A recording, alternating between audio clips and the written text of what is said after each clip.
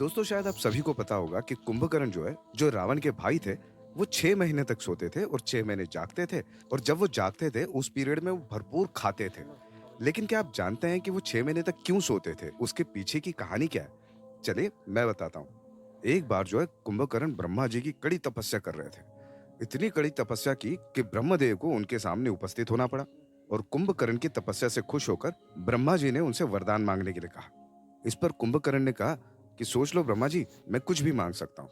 ब्रह्मा जी ने कहा कोई बात नहीं, जो मांगो मिलेगा। अब ये बात छुपकर जो है, इंद्रदेव सुन रहे थे कहीं से। और उनको ये डर था, कहीं कुंभकर्ण ब्रह्मा जी से अगर इंद्रासन मांग लेते हैं तो फिर गड़बड़ हो जाएगी। यानी कुंभकर्ण जो है, पूरे इंद्रलोक के राजा बन जाएंगे। और ऑब्वियसली इंद्र थोड़े अनसिक्योर हो गए। अब इस पर उन्होंने बहुत सोचा, लेकिन उनके दिमाग में कुछ नहीं आ रहा था। तभी वहां से नारद जी गुजर रहे थे। और देवलोक के राजा इंद्र ने नारद जी से हेल्प पूछी। इस पर नारद जी ने कहा, मेरे पास एक आइडिया है। इससे पहले कि कुंभकर्ण ब्रह्मा जी से कुछ मांगे, आप जाइए सरस्वती माँ के पास और उनसे रिक्वेस्ट कीजिए, वही कुछ कर सकती है। अब इंद्र जो है, वो सरस्वती माता के पास पहुंचे।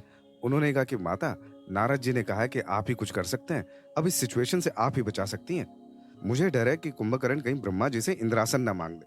अब इस रिक्वेस्ट पर सरस्वती माता ने कहा, आप टेंशन मत लीजिए। और माता सरस्वती जाकर कुंभकर्ण के जबान पर बैठ गई।